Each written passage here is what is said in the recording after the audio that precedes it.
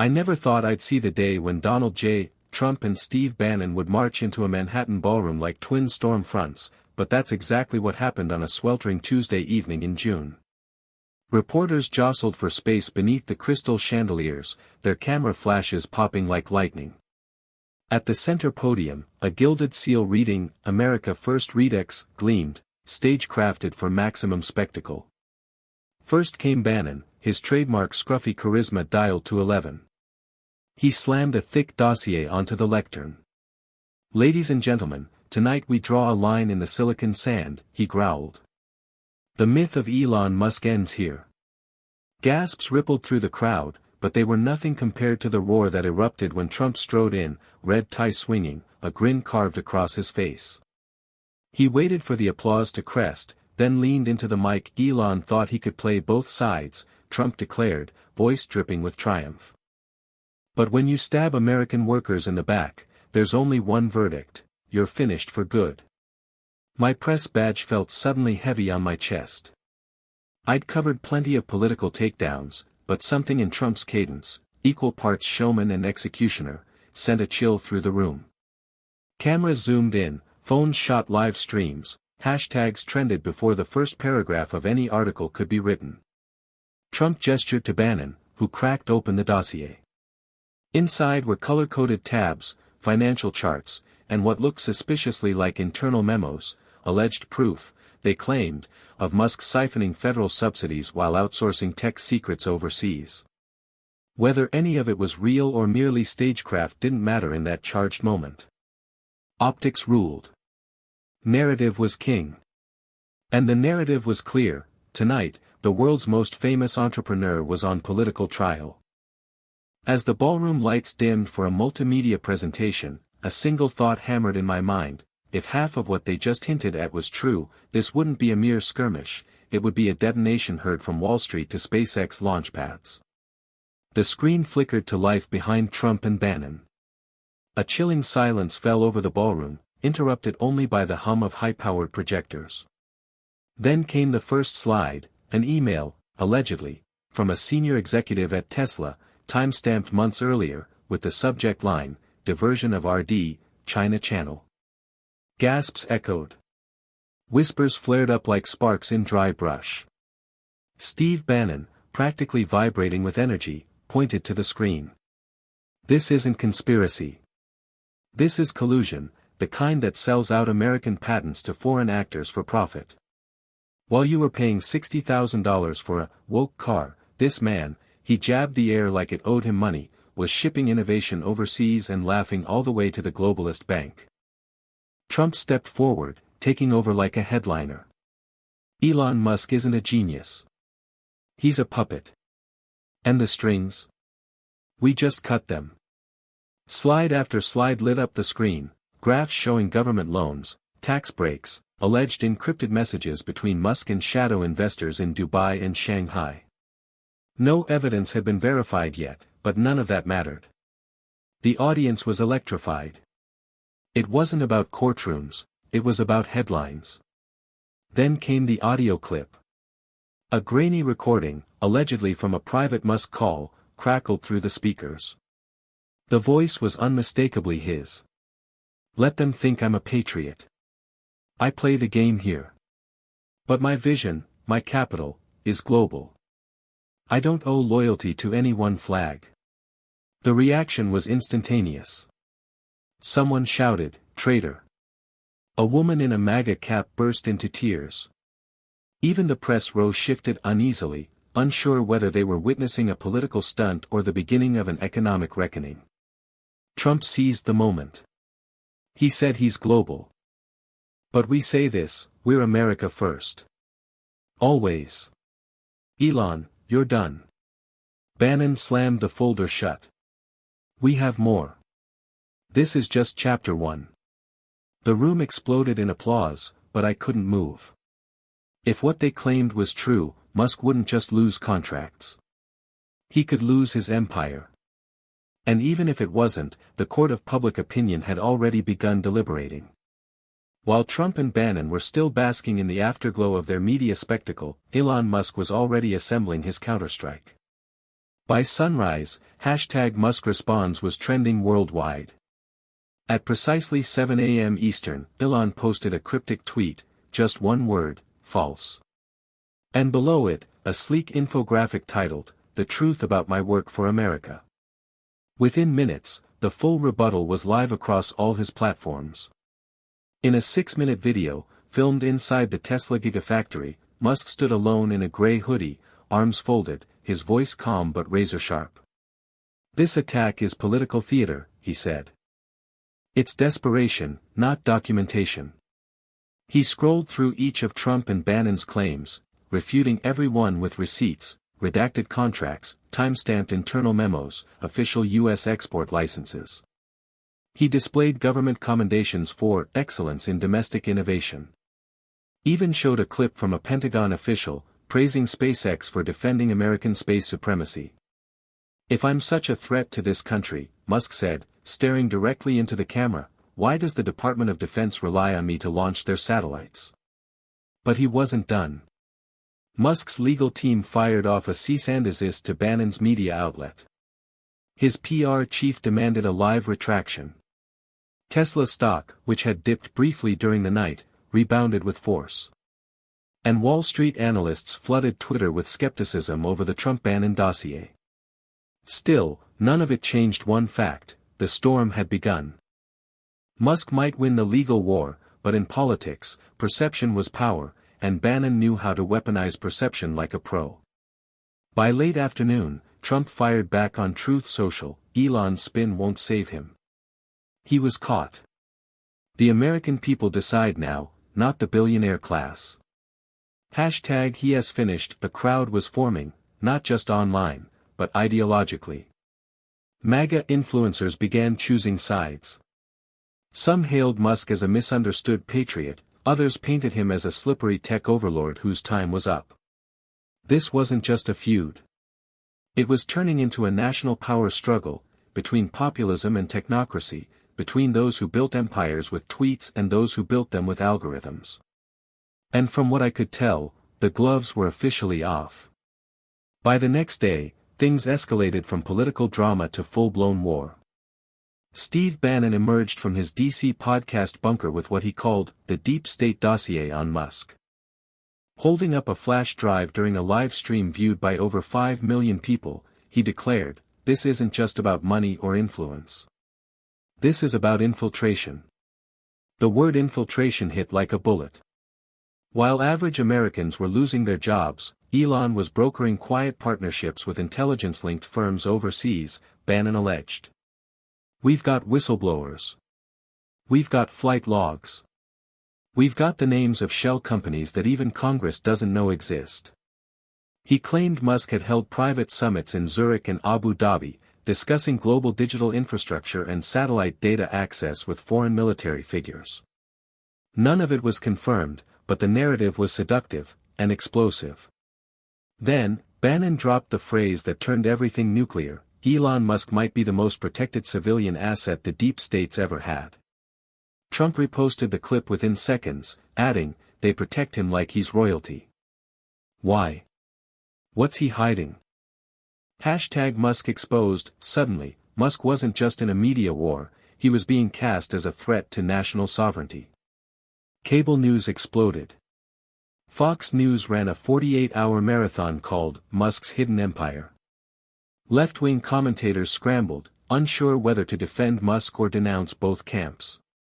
Intelligence community veterans cautiously began appearing on panels, warning of disinformation warfare and urging restraint. But the fuse was already lit. Congressional Republicans called for emergency hearings. Marjorie Taylor Greene tweeted, "It's time we look at every dime given to Musk and every contract he's touched. This isn't about cars. This is about control." Meanwhile, Elon responded with a new post, "Let me make this clear, I don't work for the deep state. I work around it. And maybe that's why they're scared." It was clever. Defiant. Calculated. But it also added gasoline to a fire that was now consuming every corner of political conversation. And as a White House source told me off the record that night, if this keeps spiraling, it won't just be Trump, Bannon, and Elon. It'll pull in the Pentagon, the CIA, and the tech elite. We're talking a full-blown reckoning. By the next day, things escalated from political drama to full-blown war. Steve Bannon emerged from his DC podcast bunker with what he called the deep state dossier on Musk. Holding up a flash drive during a live stream viewed by over 5 million people, he declared, "This isn't just about money or influence. This is about infiltration." The word infiltration hit like a bullet. While average Americans were losing their jobs, Elon was brokering quiet partnerships with intelligence-linked firms overseas, Bannon alleged. "We've got whistleblowers. We've got flight logs. We've got the names of shell companies that even Congress doesn't know exist." He claimed Musk had held private summits in Zurich and Abu Dhabi, discussing global digital infrastructure and satellite data access with foreign military figures. None of it was confirmed, but the narrative was seductive and explosive. Then, Bannon dropped the phrase that turned everything nuclear: Elon Musk might be the most protected civilian asset the deep states ever had. Trump reposted the clip within seconds, adding, "They protect him like he's royalty." Why? What's he hiding? #Musk exposed. Suddenly, Musk wasn't just in a media war, he was being cast as a threat to national sovereignty. Cable news exploded. Fox News ran a 48-hour marathon called Musk's Hidden Empire. Left-wing commentators scrambled, unsure whether to defend Musk or denounce both camps. Intelligence community veterans cautiously began appearing on panels, warning of disinformation warfare and urging restraint. But the fuse was already lit. Congressional Republicans called for emergency hearings. Marjorie Taylor Greene tweeted, "It's time we look at every dime given to Musk and every contract he's touched. This isn't about cars. This is about control." Meanwhile, Elon responded with a new post, "Let me make this clear, I don't work for the deep state. I work around it. And maybe that's why they're scared." It was clever. Defiant. Calculated. But it also added gasoline to a fire that was now consuming every corner of political conversation. And as a White House source told me off the record that night, if this keeps spiraling, it won't just be Trump, Bannon, and Elon. It'll pull in the Pentagon, the CIA, and the tech elite. We're talking a full-blown reckoning. The hearing wasn't public, but the world watched anyway. Cameras flashed as Elon Musk stepped out of a black SUV and into the Capitol. Dressed in a dark tailored suit with no tie, his expression unreadable, he ignored shouted questions from the press. Behind him trailed his legal team, PR advisors, and 2 ex-military intelligence officers he'd personally hired just days prior. Inside the Capitol, the room buzzed like a power station. Senators from both parties were present. Trump loyalists sat stone-faced. Intelligence hawks looked uneasy. Even the usually composed Senate chair, Diane Harrington, seemed rattled as she called the hearing to order. "Elon Musk, you are here today to clarify your role in matters of national security, government contracting, and potential conflicts of interest involving foreign influence and satellite operations." Musk didn't flinch. He raised his hand, swore the oath, and took his seat. Then came the questions. Senator Whitmore, a longtime critic, went first. "Mr. Musk, are you aware that your satellite systems are now integrated into over 70% of all U.S. military communication zones?" Musk calmly replied, "Yes, Senator. That was the point of building them. To help America stay ahead." Whitmore pressed harder. "And yet, you retain control over when and where they operate?" "I don't take orders blindly," Musk said. "That's what makes them reliable, and not politically weaponized." Senator Gates cut in, "Isn't it true you denied Starlink access to Ukraine over certain regions unless terms were agreed to directly with your private office?" Musk looked him dead in the eye. "That's called oversight. Would you rather China do it?" The room tensed. Then came the curveball. Senator Clayton, from Musk-friendly Texas, dropped a folder on the desk. This committee has received classified intelligence suggesting there were encrypted back-channel messages between your team and the Saudi tech fund, Blackcore, regarding the launch rights of orbital assets. Gasps. Shuffling paper. Musk blinked once. I've taken meetings with everyone from NASA to Nigeria, he said coolly. But I've never sold out U.S. interests. If someone thinks otherwise, they're free to bring proof, not rumors. It was a clean line, but the damage was visible. The hearing continued for 6 hours. The press camped outside through the night. Social media was ablaze with hashtags like #Elon on trial and #WhoControlsTheSky. And then, leaked audio. That evening, a clip emerged of Steve Bannon speaking at a private donor dinner, his voice caught on a hot mic. We don't need to prove everything. Just cast doubt. Musk's empire is too fragile for scrutiny. The internet exploded. Critics called it an admission of narrative warfare. Bannon called it strategic misinterpretation. But suddenly, the line between facts and fiction, the real and the orchestrated, blurred even further. And Musk? He simply tweeted, "The game is bigger than they think." To be continued. Part 7 ChatGPT, Part 7, the deal that never was. As the dust from the Senate hearing barely began to settle, a new shockwave hit. A high-level leak, this time from a former White House aide, revealed something almost no one saw coming. Elon Musk had nearly signed a secret security pact with the Trump administration during his final year in office. The document, codenamed Project Archangel, outlined a proposed agreement that would have classified Musk as a strategic civilian asset, granting him unprecedented access to military satellite corridors and defense communications, in exchange for loyalty to the Trump administration's national security objectives. The deal never made it to ink. But the outline was real. Initial drafts bore the signatures of senior Trump-era officials, though Trump's own signature was notably absent. But that didn't stop Musk from firing back hard. Within hours of the leak, Musk posted screenshots of his text messages with then-Secretary of Defense, pushing back against the agreement. His message read, "You want operational loyalty? I don't answer to presidents. I answer to physics and timelines." In a statement released the same day, Musk's rep clarified, Elon Musk never accepted any political entanglements in exchange for control over critical infrastructure. He builds for stability, not agendas. But the damage was already done. The revelation relit the fire Bannon had been stoking for weeks. On his show, Bannon roared, he was in the room. He considered it. That's all we needed. He was playing kingmaker and power broker. Not innovator.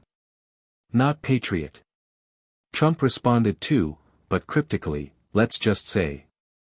I never sign what I can prove later. Elon knows. It felt like blackmail hidden in plain sight.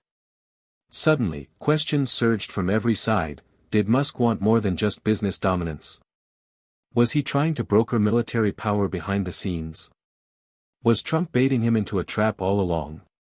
Meanwhile, Musk went live for the first time in weeks, on a Twitter Spaces session that drew over 18 million listeners. He didn't smile. He didn't joke. He said just this, I don't work for the government. I outlast governments. Then he ended the stream. No QA. No spin. Just a threat dressed as prophecy. To be continued. Part 8 ChatGPT, Part 8, the collapse protocol. The following morning, the market stirred uneasily. Not because of an economic indicator, but because of a single rumor, Musk was preparing to pull Starlink from government use. An anonymous internal memo from SpaceX, marked urgent, internal distribution only, had leaked overnight. The memo referenced a contingency plan labeled Collapse Protocol, outlining how Starlink could begin scaling down privileged governmental access if it was determined that political sabotage outweighs national cooperation. Panic spread like fire. CNBC's opening segment wasn't about inflation or GDP, it was about whether the U.S. military might lose secure satellite comms in certain regions. The Pentagon went into lockdown mode. By 10:17 a.m. The Department of Defense released an emergency statement. We are actively coordinating with SpaceX leadership to ensure continuity of defense-related communications. National security remains our top priority. But behind the scenes, a very different conversation was happening. Sources inside the White House revealed that President Biden's National Security Council had begun drafting executive action to federalize portions of Starlink's infrastructure, a move that hadn't been taken against a private company since the Cold War. And in Mar-a-Lago, Trump was watching it all unfold like a chess match he'd planned 10 moves ahead. That afternoon, he posted a video, shot from a private jet, with one line, "We warned you. Now it's time to finish the game."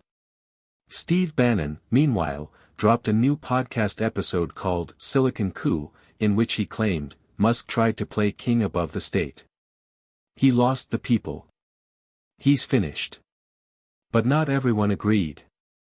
A wave of pro-Musk backlash began rising, especially from veterans, crypto-libertarians, and international allies who depended on Starlink's access in conflict zones. Hashtags like #StandWithStarlink and #ElonIsEssential began trending. Musk responded that night with a new video titled simply, "No One Owns the Sky." In it, he addressed the American people directly, "You can try to regulate me. Threaten me. Even rewrite the law to stop me. But know this, I didn't build Starlink for any one country. I built it to keep humanity connected when governments fail. If you want me out of the system, fine. Just remember what happens when the lights go out." It wasn't just a statement. It was a warning. And every major world government was now watching with one question on their minds: was this a tech empire about to fall, or the beginning of something even bigger? To be continued. Part 9 ChatGPT, Part 9, the Midnight Summit at precisely 11:47 p.m. Eastern, under intense media silence, 4 unmarked black SUVs pulled into the underground entrance of the Eisenhower Executive Office building in D.C. Inside one of them, Elon Musk. Despite everything, accusations, hearings, leaks, he'd agreed to a closed-door summit requested directly by the president. But what startled insiders wasn't Musk's arrival, it was the other guest. Steve Bannon. Hand-picked by Trump as a strategic proxy, Bannon arrived 15 minutes later, escorted by 2 former intelligence operatives. The moment the 2 men entered the same briefing chamber, the temperature dropped. The room was populated by top-level figures, the NSA director, the Joint Chiefs Liaison, White House counsel, and several senior members of the National Security Council. President Biden wasn't present, but the meeting was being live-streamed directly to him in a secure Situation Room nearby. The stakes. One decision: will Musk retain autonomous control over Starlink, or will the U.S. government move to seize or regulate it under emergency powers? For the first 20 minutes, no one said a word. Then Musk spoke first. "You want to know if I'm a threat," he said. "Here's the answer: I've prevented more cyber conflicts than your agencies ever disclosed. You're not at the edge of control, you're already over it." Bannon shot back, venom in his tone. "No one elected you. No one gave you sovereignty. You're a tech oligarch who's mistaken his net worth for divine right." Elon smiled faintly. "Funny. I thought it was you who wanted a kingmaker seat in the digital age." The NSA director intervened, laying out the real fear: Musk's infrastructure was now woven into U.S. warfighting capability. Satellites. Battlefield comms. Drone networks. Even secret reconnaissance programs. "You built the nervous system," she said. "And now you're threatening to amputate it." Musk didn't deny it. Instead, he made an offer: shared protocol control. In essence, Musk proposed that Starlink's military functions be governed by a new, independent oversight body, composed of tech experts, government liaisons, and international observers. Not under White House control. Not under private control. Decentralized security, Musk said. Because if either of you fully owns this system, humanity loses. The room froze. Bannon laughed. You think the American people will let their defense grid be managed by a tech priesthood? Musk looked him dead in the eyes. They'll choose it over tyranny. Of any kind. By 2:03 a.m., the meeting ended with no final decision, but one thing was clear: the next move wouldn't come from the government. It would come from the people. And in the following days, the entire world would be asked to pick a side: institutional power, or sovereign tech. The fallout began before dawn. By morning, every major network in the Western world aired the same headline in slightly different words: government fails to regain control of Starlink, Musk offers global oversight model, markets shuddered. Allies panicked. Enemies took notes. But something unexpected happened next. A joint statement was released, not from any government, but from 23 global leaders, including officials in France, India, Japan, and even cautious endorsements from factions within NATO. In the absence of neutral infrastructure for global communications, the model proposed by Elon Musk offers a temporary, decentralized alternative, provided transparency and accountability are guaranteed. It was unprecedented. It wasn't full acceptance, but it was recognition. Steve Bannon erupted. On his podcast, he screamed into the mic, "This is the beginning of techno-sovereignty. We warned you. He's building a digital throne and you're clapping for it." Trump followed with a more calculated message: "We had the chance to shut this down. Now we'd handed the keys to a man with no flag."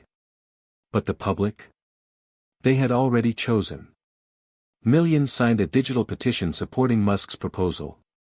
Influencers dubbed him the first citizen of the Internet.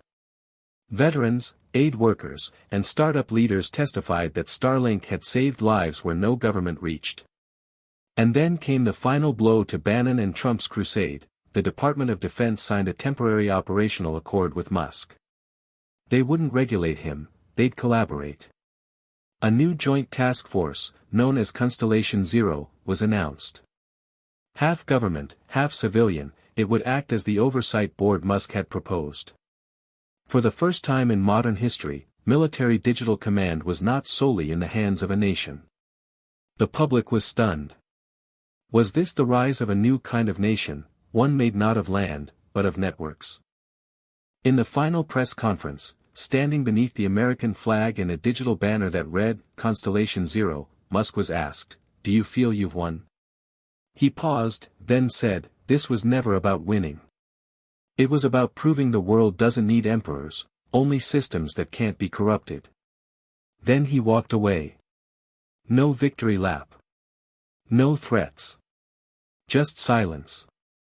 And behind that silence, the start of something new. A world no longer ruled by borders, but by bandwidth.